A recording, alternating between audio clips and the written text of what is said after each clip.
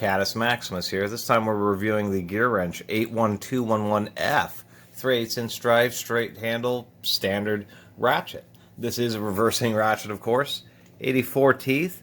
I don't know if it's using the dual pawl design that they use in their 120 tooth, but we'll take it apart and find out.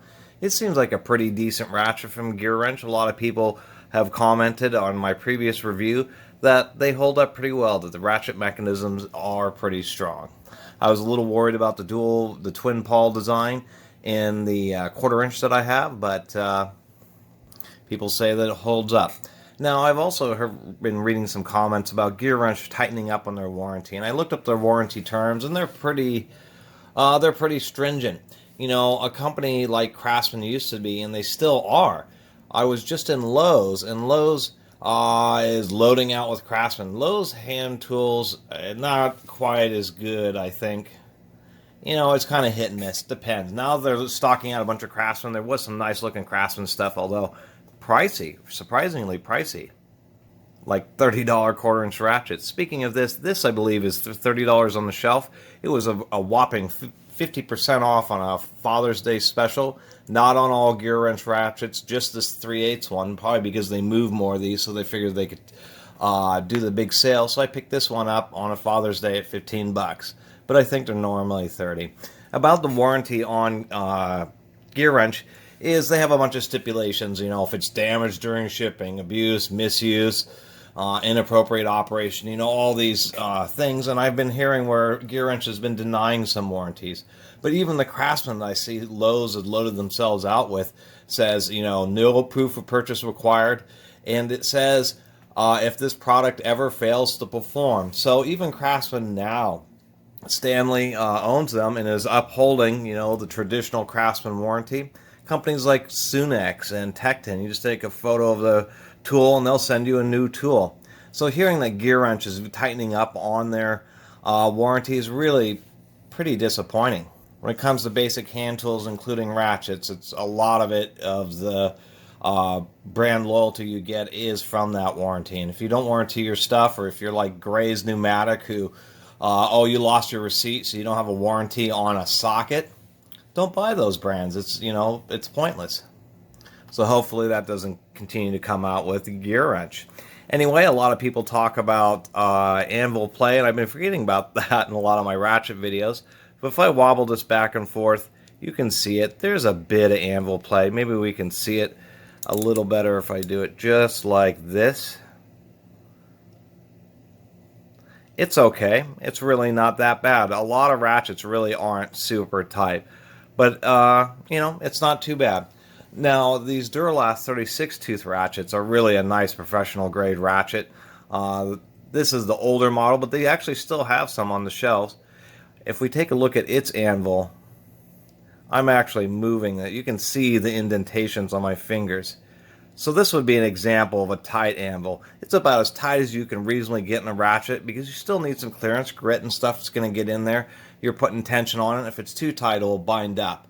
So it's definitely not top-notch anvil play, but it's not too bad. They don't use screws, they use a snap ring, and I don't feel too bad about that when they do use snap rings, just because you eliminate the possibility of losing screws, although you can lose a snap ring. Snap rings, surprisingly enough, are a lot easier to find than a particular small screw. Small screws with fine threads are notoriously difficult to locate. You have to hunt around a hardware store, where any snap ring kit from Harbor Freight would include an appropriate size to replace one. The other thing that I do like about the snap rings is it's less holes in the ratchet head, and because there's an undercut, a groove cut into the ratchet head, it forms this shape between the top of the snap ring. Dirt has to go over, down, back around again, and then down again. It has to do this whole path, a very deep convolution, and it helps add to the sealing properties. People do talk about backswing, and the amount of resistance it takes to actually operate the ratchet mechanism, and that's something that's always been pretty good about GearWrenches. This is actually pretty soft. Really, really good. Definitely a lot less than this 36 tooth, although that's pretty heavy duty. As compared to, say, a clutch ratchet, obviously nothing compares to a clutch ratchet. We have those out here to measure head height or how much clearance. This is sold as a thin head, and I would say it's right around the middle of the market for that. I do like that they do an indentation here for the reverse switch. It is a small switch, so you're not going to be accidentally hitting that too easily. And it is flush against the ratchet body. The reason that's important is a lot of these switches will be actually raised up a little bit, and then when they get dropped, it can cause them to crack or for the switch to really get jammed up. And so it's not refreshing to see that. So if it falls, all it's going to really do is ding up the switch, and we can see that it has very little protrusion. It actually has a couple nice little indents. I really like this design a lot. And even nicer, they actually paid attention. So many ratchets like Snap-ons, they have on and off, but you know, the relation of the lever to the location of the words is, you know, kind of arbitrary. But here it actually covers each word just right, and it's actually kind of surprising. I was noticing that. So let's do some head measurements, and then we'll take a look inside and see if we can get this video over with in less than 10 minutes. I will mention that it has a pretty good ball detent retention. I would say it's middle of the road tension. Definitely not super soft, but certainly not Snap-on. If I compare it to this Duralast, it's a bit less than the Duralast. If we take an ancient proto here, this is truly an ancient proto, a 5249. Really just a pretty poor one of Proto's cheapest ratchets. A lot less than the proto. The proto is near the point where you have to use a screwdriver. Anyway, comparing head heights here, if we take just measurement bottom of the anvil, we've got just over an inch, 1,000 or 1 inch 47 thousandths on the Duralast. That's not including the lever, it's just the head.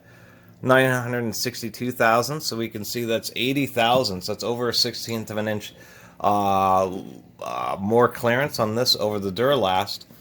If we take this ancient ugly proto, but does have a very thin head on it and a very short stubby anvil, they really did the best of both worlds. And I have to really get it on the tip there. Whoop. Make sure I get an accurate measurement. 951 thousandths. So even this proto is a little bit thinner than the GearWrench. And if we take this old Titan clutch ratchet, and the nice thing, this has a push-through reverse mechanism, so no lever or anything. Infinite swing. 800. So almost the difference between this is as much smaller than the GearWrench as the GearWrench is over the Duralast.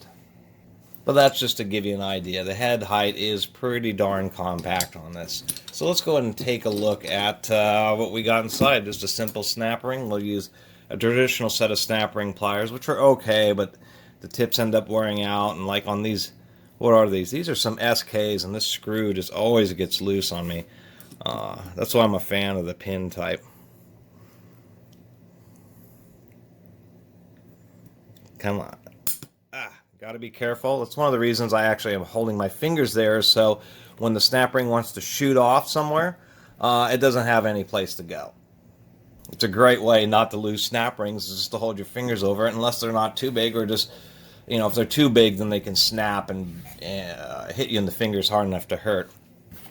Just wear a glove in that situation. So let's see if we can't get this bottom plate. Actually, that's a surprise. Wow, that's a wafer thin bottom plate. I'm a little disappointed at that.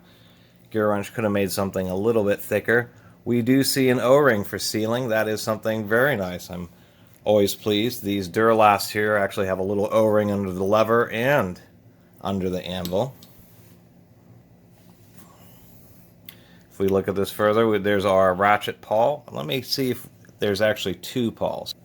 No, there's only, it's a single pawl design in this, so that should be fine. It gives it plenty of surface area and maybe just a little bit stronger than the 120 twin pawl design. And really with new ratchets, particularly with these real fine-tooth ones that are coming around these days, after about a month or as soon as you use them a reasonable amount, you actually want to take them out and totally clean take every last piece apart, get the little springs, get the lever out of there, and really clean them up with some brake cleaner. That's when all the initial little flakes, micro flakes off the teeth and stuff are going to break off. Those are the things that end up building in the roots of the ratchet teeth themselves, causing it to want to slip down the road. So a little bit of maintenance, just like changing your motor oil on a new car engine, you'll want to do the same thing with the ratchet. Anyway, I didn't keep this under 10 minutes, but I'm going to go ahead and end it now. I really appreciate everybody watching this review of this GearWrench ratchet. I'll include the part number in the description. If you haven't subscribed to the Catus Maximus channel, please do subscribe to the Catus Maximus channel. Until next time, Catus Maximus out.